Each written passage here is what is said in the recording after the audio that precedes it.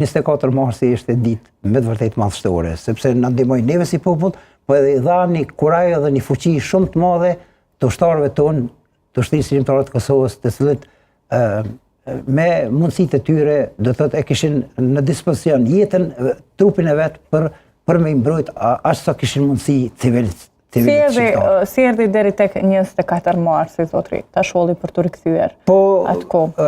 Cilat ishin diskutimet? Përveç që po flas si qytetar, unë në atë kohë kom qenë kryetari i Këshillit për ndihmë emergjente në komunën e Lipjanit. Do thotë unë e disha komplet gjendjen e rëndë që ishte, sepse e bënëm furnizimin edhe të popullatës edhe të ushtrisë shqiptare të Kosovës, sidomos për gjitha zonat, po sidomos për zonën operative të Pashtrikut ku shtrihej kjo pjesa e jonë.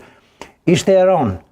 Do të thotë krahas masakrat filluan qysh në shkurt vitit 98, qysh tanan mars vitit 98 me luftën sublime të komandantit legjendar Adem Jasharit, por masakrat më të mëdha u bënën mund kohën e janarit, shkurtit edhe marsit vitit 98 e besa edhe të prillit 98. Do të thotë në atë kohë janë regjistruar në ato 2 vite mbi 400 masakra. Do të thotë masakra prej 50, 20, 50, 100, 500 deri në 500. Disa prej tyre ju i keni dokumentuar madje. Po. Do të thotë